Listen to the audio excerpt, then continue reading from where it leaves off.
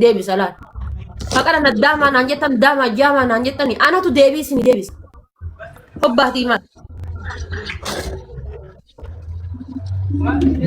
Hanga hadhaa aadaa duriitiif seenaa duriitiin jiraatti dubartiin arsiidha. Maan nuun jedha waan jettuu jiraatti bar. Kan ati asii baatee achitti zinaa irratti daladdu. Halkan waliin bultee haadha isiin shaaworii galtee as deebitu fati waan barbaadde irratti gootu bar jettee jiraatti bar. Kan ati asirratti gabbaaftee ulee kan kee akkana gooteetiin uleen kan kee asirra gasi ba'e kan abbaa manaa kiyya jettee jiraatti bar. Ilmoo itti gattee deemtee biraa deemtee abbaa manaa kiyya jettee jiraatti. Abbaa manaa kiyya jettee jiraatti. Hin dubbadhu. Abbaa manaa kooti. Mee dubartii asii tadhiiraa walloltee TikTokii kanarra ol baatee akkana na godhe, akkana na godhe, akkana na godhe, akkana na godhe jettee takkarii gordii fidaame. Dubartii jaarsaan qixa asirra teetee kana na godhe, kana na godhe, kana na godhe, kana na godhe jettee fidaame. Isin sattartii bar maanu sattarree hoo? Isin sattarti. Mee fidaame dubartii takkitti teettee haadhaan qixa teettee isinin qixa teettee abbaa manaatiin qixa teettee abbaa ilmoo ofii miidiyaarra salphifte. Gaafa alarraa sitti duulan bar hammeenya feete yoo si yaadde kola akkana ol si kaayatti bar. Kan dubartiin kutaa biraa zayitiin si xabbaaftu isiin ammoo akkana ol si kaayatti as jala. Amaasa.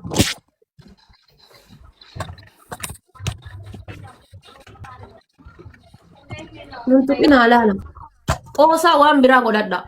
Baadiyyaa bakkaan amma akkana goona.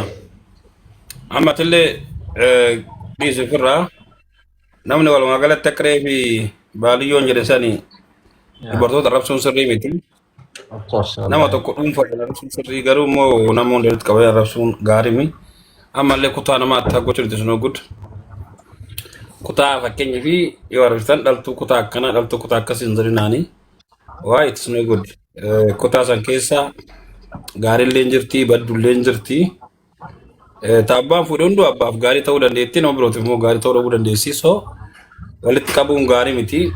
Kan biroo immoo dhugumatti warri badii qabu fakkeenyaaf yoo namni tokko aaree miira keessa galee waan hamaa wayii dubbatee keessatti warri gastii bantan jechuudha. Gastii san keessatti haga danda'ameen jechuudha. Haga danda'ameen osoo naamusa ofirraa goosiftanii bareeda maaliif? Namni gastii kee keessa taa'ee nama arrabsu namni yeroo aaree miira keessa galuu danda'a. Abbaa yoo barbaade mana ofii banee mana ofiitti nama arrabsu malee nama arrabsu gaarii miti.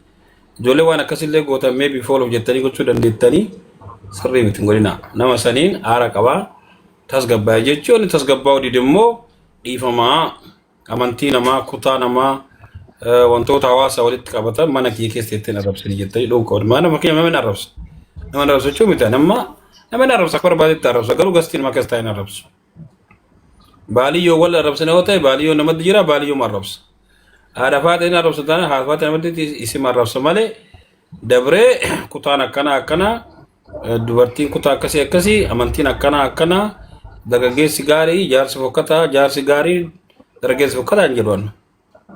Kanaaf ijoolleen mana bantanii gastii waan akkasii goosiftan sirrii miti feeguun gaariidha. Isin daraara faatiin nama qaama miira keessa ba'e dhiisi. Nama miira keessa waliin jiru bar jecha jedhamuu hin qabne sii galee jecha jedhamuu hin qabne. Amma fakkeenyaaf hanga lamma asuma sheerna godhan osoo bansii waliin as taa'u sii galee. Hundu kun shawaa fuudha kun hargee fuudha kun jimmaan fuudha kun kaan fuudha. Osoo isin TikTok irra fiidanii afaan keessan bantan manatti dulloomtanii diqaalaa dhaltanii warratti hin galtan. Warra keessan maqaa nyaatina. Mana arabaa keessatti dulloomte. Diqaalaa dhaltee shaarotee fitti gatteessa. Noo arsi. Maal gootu? Nu beeka hojii jala. Haati faatee diqaalaa dhalteetiin manatti galuu dandeetti. Dulloomtee mana hafuu dandeetti. Arsiidha yoo jedhu hoo. Shamarran keessattuu shamarran arsii TikTokii fayyadamtu baay'ee intala kabajaa qabdu.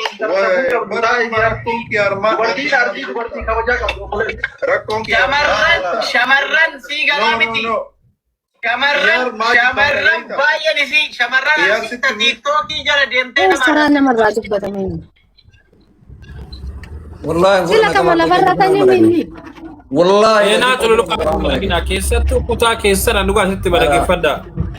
Badaan keessanis jiraan keessanis du'aan keessanis hundi isaatu aaqillis zaalimnis booddee deemtanii kutaa keessatti galtan. Kutaa keessan abdattanii dhabuu dandeettan. Kutaa keessan waan adda addaatiin duubatti abdattanii duuba dhabuu dandeessan. Wallaahi billaahi waan dhabdan sanii jettanii kutaa keessan hin arrabsina. Homa fedhe haa ta'u kutaa keessan hin arrabsina. Ma yoo kas taate illee maa dhugaa jettu walitti himna erga kas taate maal badoo keessaa fuuteetiin isa Dubaay fide naana hidhaa minta darsiitimi. Maal dhugaa dubbanna yoo kas taate maal inta naana hidhaa barra. Kakiyaariin badoo keessaa fuuteetiin Dubaay fide asirratti namna giraan dhugaa rusitti maa kiyaar bashir bataam naaristee jirtaan. Maaliif abbaabalee akkana fayyadamta illee hin dhageenye illee. Amma maalat nu gilxi walitti himna. Kabboonni jalaasi fuudhee walotii jalaasi fuudhee siidistii diitu jalaasi fuudhee si bidee naana hidhaa mijateetii diiftisanii intalarsiitii miti nama si goote. Ofii keetii maal dalagattee dhufteeti? Maan beeyna bar taarika wal beeyna?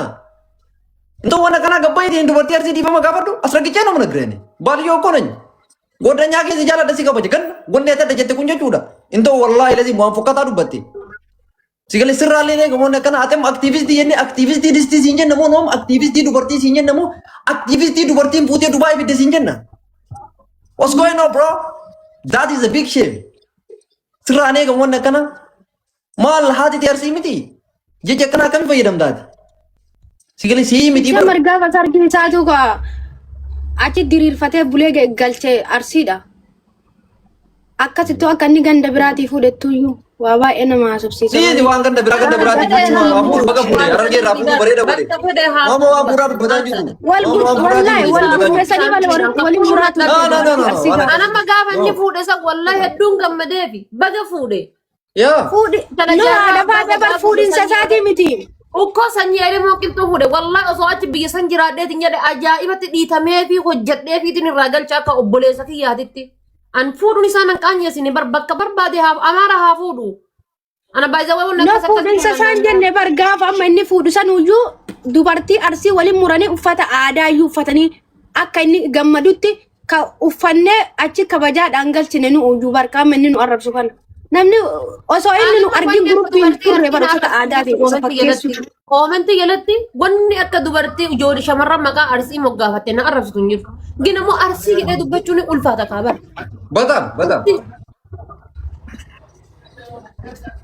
Ejju waan akkanaa sirraan eegamu. Ulfaata jedhana.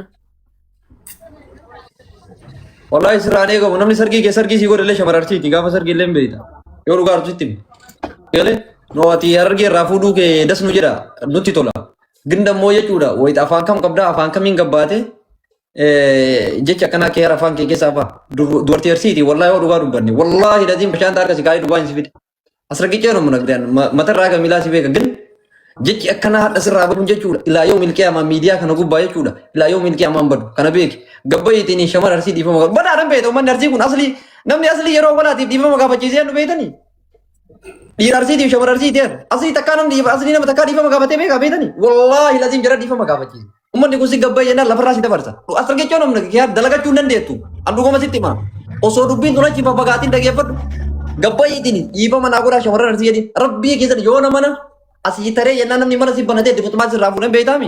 Kanaafuu jechuun gabbayeetiin dhiifama gaafadhu dubartii arsii miitee jirtu. Nuyyuu si jala saalfanne si galee nummaan kunuu si jala saalfanne jecha akkasii abaabaalee keessa fayyadamuu hin qabdu. Kabaja dubartii arsiitii qabaachuu qabdu. Si galee gara laafoo malaatiitii tana laaleeti. Kabaja isiin shamara biyyoo fi wallaahi laziin shamara isiin dubartii kutaa maraatii gootu. Kabaja isiin dubartii arsiitii gootu si galee wallaahi laziin nama arrabsa akka fedhan nama arrabsa gin kutaa namaa arrabsu argitan maaliifi wanni kutaa namaa kun fokkataadha. Kutaa kee keessaa dhalatte keessaa wayitati kutaa kee arrabsitu yeroo baay'ee wanni ijoollee ta'een mataa gadi qabeetiin namaa gaggodheetiin ofu maali beektanii kutaa ofii arrabsan nama ofii hin jajjabeeffatu nama ofii ol hin kaasu.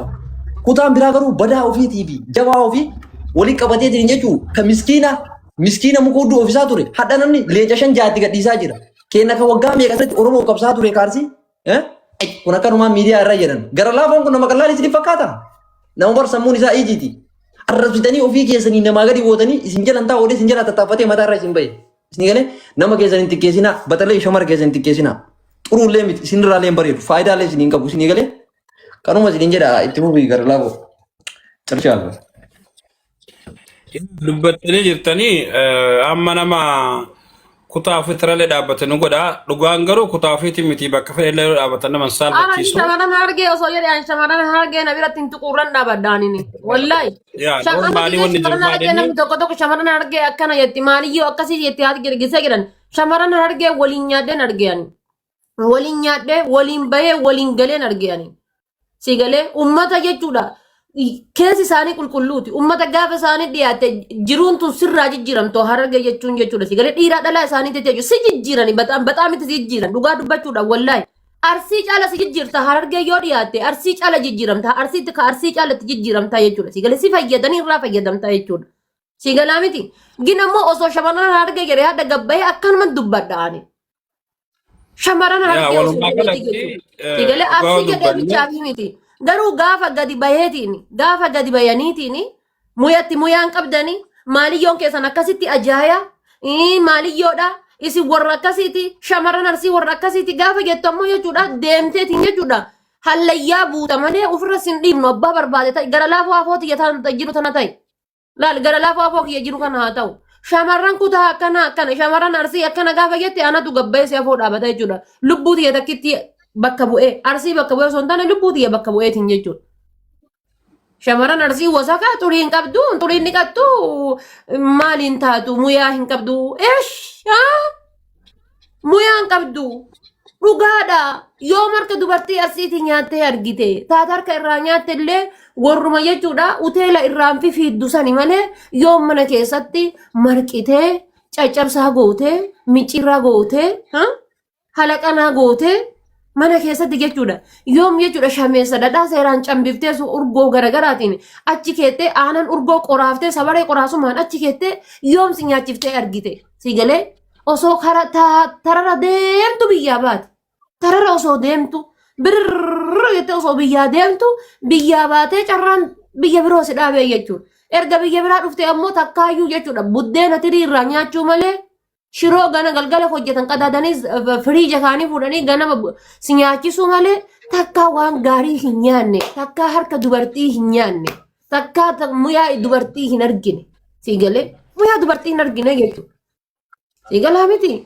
Kanaafuu eessatti beektare mi'a dubartii eessa beekta mi'a dubartii arsii beekuun ni ulfaata warri hoteela irra deemtanii tirii arraabuu barattan mi'a dubartii beekuun isinitti hin ulfaata. Ni ulfaata. Marqa kutaa Oromoo miti. Hindiin illee ni marqatti marqa shamarran ta'e nareen gaddara iyyitu san. Hindiin illee ni marqiti. Dokkee wanna dhuumanii jedhan sani hindiin illee ni marqiti. Gin ammoo abbaan fete gandummaadha naan jedhi malee marqi kutaa arsii keessatti marqamu maqaa qaba. Marqi kutaa arsii keessa marqamu sikkoo mandoo keessa marqamu maqaa qaba. Diqqaan hin marqu, guddaan hin marqu, hundi isaanii ni marqa. Hindiin baangaaliin ni marqiti.